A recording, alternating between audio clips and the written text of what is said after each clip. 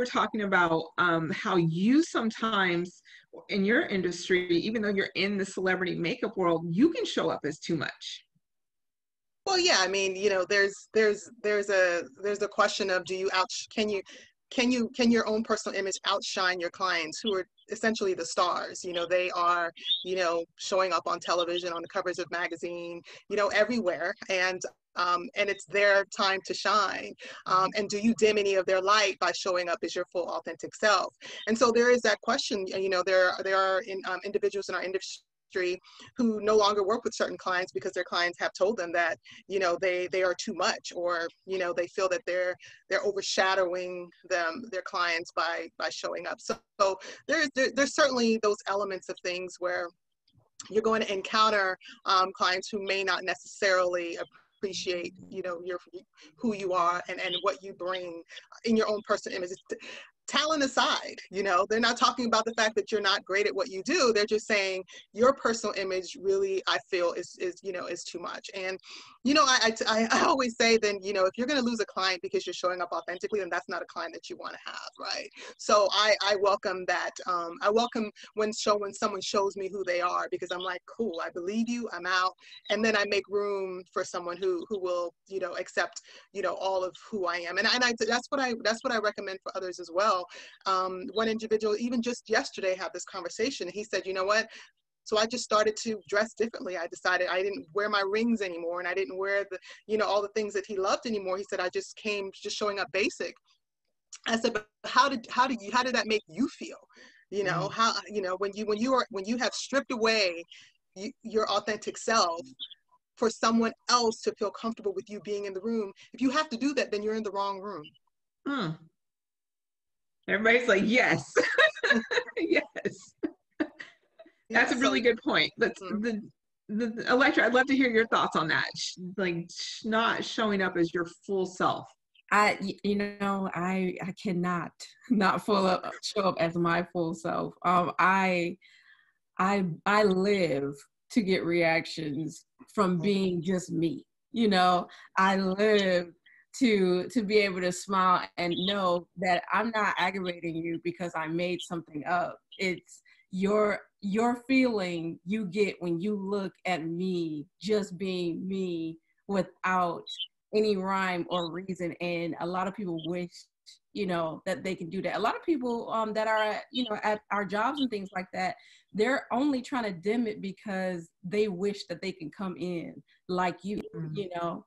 So they want you to be at their status quo. They're uncomfortable with your vibrance, you know, and I'm comfortable with me 100%, and I push that, and I tell anyone else to be the same way, you know, because I found from my own experience, which a lot of people say is very unwise, but I have done many unwise things.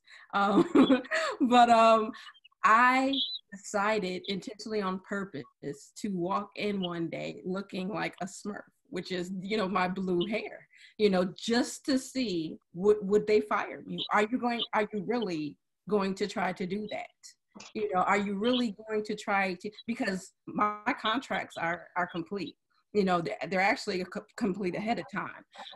I am one of the DS11s in this field and one of the youngest people in this office. And when you come to me, you know work is going to get done. So this color is not doing anything to my job, you know, so give me another reason not to be me. And so you worked for the government. Oh, yeah. U.S. government. Yeah, the federal government. And you showed up as a Smurf. Oh, yeah. You know, yes, I did. I said, once today, yes, I'll be blue. And I mean bougie blue, because that's the name of my hair color, bougie blue. I was there like, hi, Electra. And I'm like, hello. I love the fact that you pointed out, Electra, your work was tight. There was no room for them to criticize, no room to critique. And that's what I hope people get out of this. Don't just go be the rebel just to be the rebel and your stuff is not together. You need to have it all the way together. You have to fulfill the contract, and then you can bring your secret sauce, your extra, like the whole you. But you have to do the job. Yeah. I did what a lot of us have done. I played the role. You know what I'm saying? I've done what I needed to do.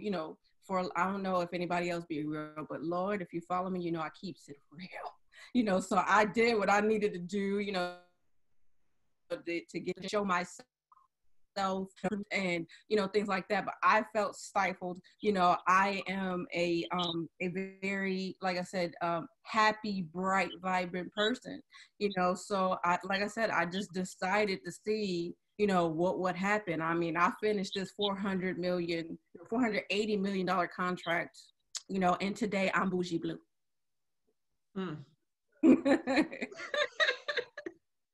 I love it. I love it. Did they respond? Oh yeah. I mean, it was a lot of, chatter, Yeah. And I had a lot of people ask me, but why blue? You couldn't do like Auburn? I'm like, so, but why? Why do I need to do another color that was going to make you feel a little bit more comfortable with me being here? You know what I'm saying? Tomorrow I'm going to be glowing green. Please be prepared. I'm not here to make you comfortable. I'm here to do my job. Yeah. And show up as your authentic self. And that's kind of been the thing, is there's this sense of we can't show up as ourselves. Right. It's not acceptable. Right. And so, Alexandria, I'd love to talk to you about this. I see you over there nodding your head. I'm going off. My neck is like getting all this Yes. work. Why don't you hop in on this conversation? I mean, there's so many critical things that have already been said, and it's a common experience. We don't have to have had the exact same experience, but there are these unspoken rules that we know that we either need to conform to or that we have to intentionally break, right? And that's part of the problem, is that these are rules a lot of times that are unspoken, right? They are part of a norm about professionalism that's based on white supremacy. I mean, let's be honest about that, right? It's based on what is the most appropriate way for a professional, successful white man to show up. And then everybody else needs to get as close to that as possible. I already have a Black body. I'm already a woman, and I'm 6'2". You can't see from this Zoom, but I'm tall, okay? So I am not going to fit into the box that you may have for me.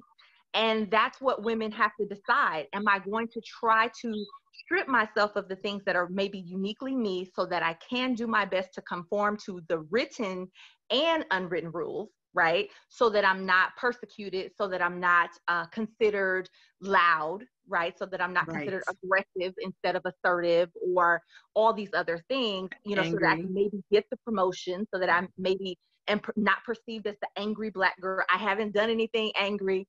I haven't hurt I haven't disrespected anybody. I haven't cussed nobody out. I went to my car on my lunch break and cussed them out in my head. I did not cuss them out in the board meeting, but because of my Black body, because of my hair, because I wore a head wrap, because I wear big earrings, I'm already perceived a certain way because I don't fit into that professional standard box, right? And so the more that we embrace who we are authentically and unapologetically, the further we get from that image, right, of acceptability. And so when we say, I don't care, I'm going to do my hair, bougie blue. I'm going to wear my afro instead of pulling it back in a ponytail for my job interview. And I'm just going to pray that they actually read my resume. That's us leaning into that authenticity and just saying, I'm not going to have to, I don't want to have to fight that battle today. But some of us negotiate. We code switch. We do what we need to do so we can get the job, so we can get the job done. So maybe we can get the promotion that we already deserve, and we don't want something about our image or the way we dress to try to speak for us for somebody else's perspective. And so it's a hard line that a lot of Black women are put in that position. We shouldn't have to choose, but we do a lot to negotiate that. And we learn it from home. We learn it from church. We learn it from our family members. It's not even just within the policy. It's what we intrinsically are taught as Black women. Like, here's how you negotiate. Here's how you stay safe. Here's how you protect yourself and your family. Here's how you, keep your check and keep your job, those types of things.